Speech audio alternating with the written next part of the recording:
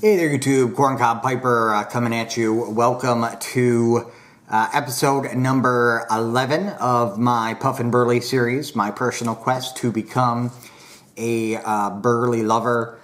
Today we are going to be reviewing a blend that is near and dear to my heart. That is going to be Cornell and Diehl's Haunted Bookshop. This is another Bob Ranowski blend. And it was actually named for a Christopher Morley book, The Haunted Bookshop, which came out in early, I want to say 1900s, I believe. It's a great book. I've actually read the book. If you're into reading and enjoy some good literature, definitely one to try out. Obviously, Bob Ranowski was a big fan of Christopher Morley and the book, The Haunted Bookshop. He also did another blend, Ranowski did, called Morley's Best, named after the author of Haunted Bookshop. This is a Burley, Perique, and a Virginia blend. Definitely very, very heavy on the Burleys and the Perique. The Virginia in here is basically just used as a condiment to sweeten and round out the blend a little bit. This is a coarse cut. I will show you what this looks like here now. Go ahead and adjust my camera lens. So there we go. So it does, you will find in this blend, and I buy the bulk just because it's cheaper, you will find some broken flakes in here, some broken Virginia flakes. But you can see the darkness from the Perique. It's got both white and here's another flake, broken Virginia flake. Got both white and dark Burleys in there, and then some. You see some red and bright Virginia ribbon in there as well. So coarse cut with some flakes. I just open this pouch. I usually go through this blend when I first get it, and I find the broken Virginia flakes, and I will basically just rub them out just to make the blend more consistent. This blend does come what I will call Cornell and Diehl dry.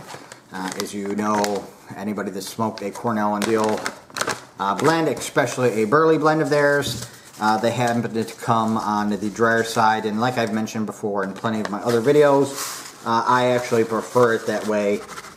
I think the dryness makes the Burleys burn, in my opinion, a little better. And, as this is kind of a review, but it's also going to be a kind of a tribute to Matches 860.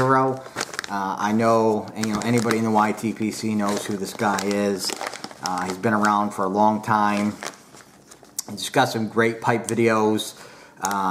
Great storyteller. I just always enjoy, watching his videos, whether it's a review or one of his stories, and, just watching it makes you want to smoke a pipe. But great guy. And like I said, most of you I'm sure know who he is, but just in case, I'll go ahead and put the link to his channel down below. Make sure to head on over there if you haven't and check out some of his videos. But Haunted Bookshop is Matches 860's, Desert Island blend. It's one of the Burley blends that I've been smoking for the longest. I used to use this, well, I still do, to break my pipes in with. It's just, I find it really good, especially in Briar, at building cake.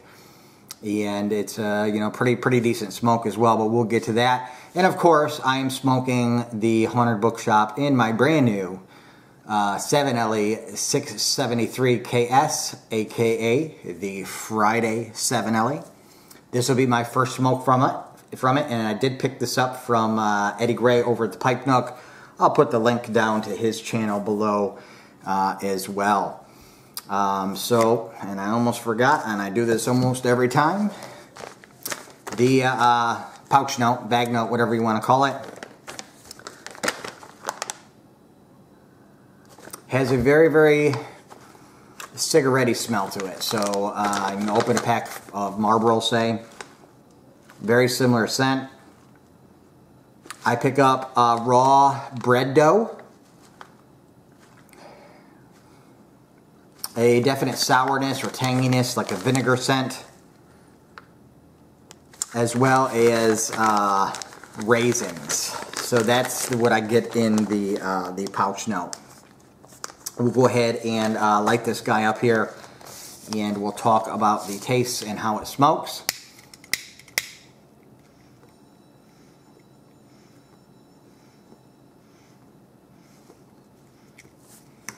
This is one of those blends that requires very, very little relights. Probably don't even need a second light. I like to do a charring light, tamp a little bit, and then relight.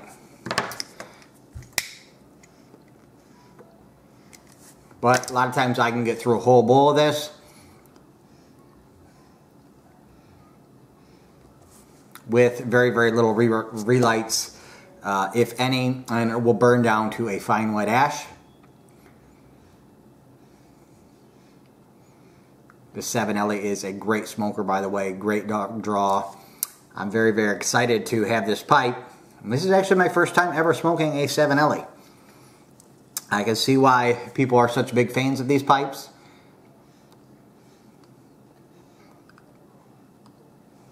Not only is it a great looking pipe, but it is also a great smoker as well.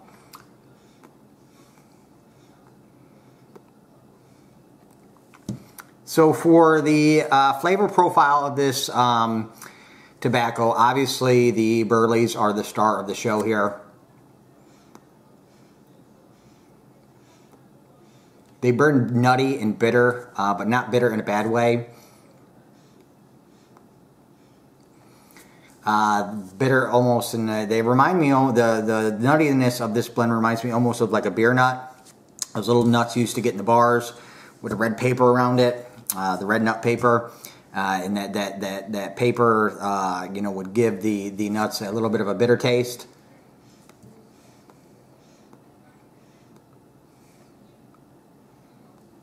That's what I get from this blend.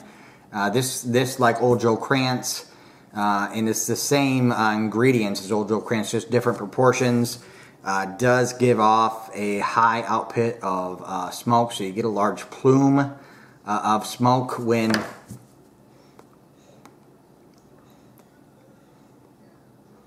smoking this particular blend. Absolutely no bite.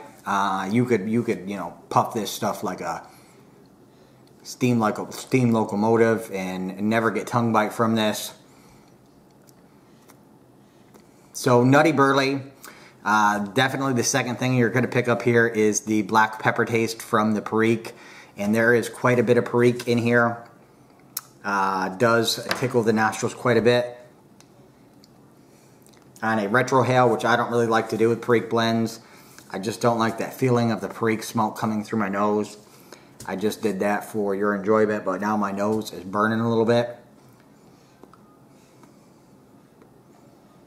And then the Virginias, like I said, are very, very much a condiment in here.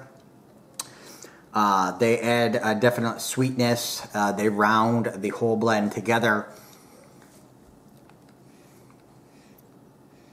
And you definitely will pick up some hay or grass-like notes from the Virginias as well, but not until you make it, you know, at least a quarter way through the bowl. That's when the Virginias will really start to sweeten and round this blend out quite a bit more. At the halfway mark of the bowl, I also start to pick up a bitter cocoa note as well as some molasses, and that for me is really the best part of smoking this blend is the second half of the bowl.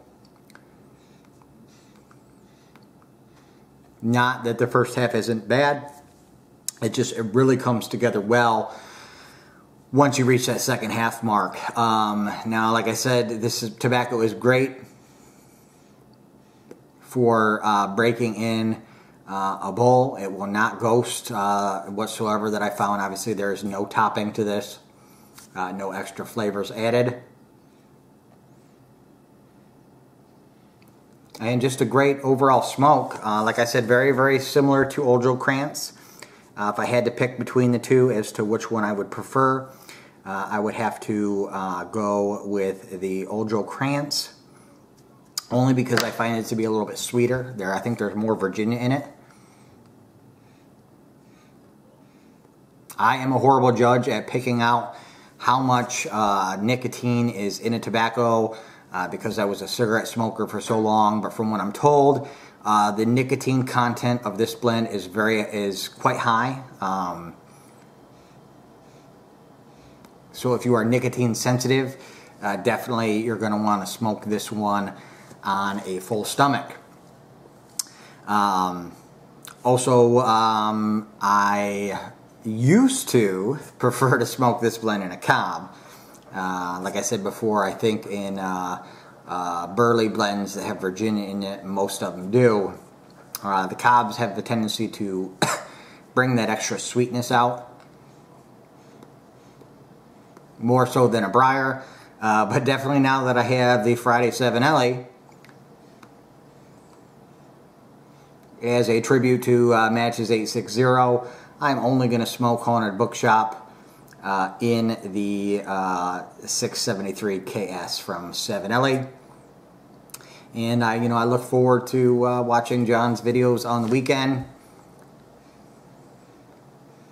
And now I'll be able to share a bowl with him, which is pretty cool too. So for my 5-star rating of Haunted Bookshop by Cornell and Diehl, I'm going to go ahead and give this 4 out of 5 stars. Definitely a blend that I will be revisiting.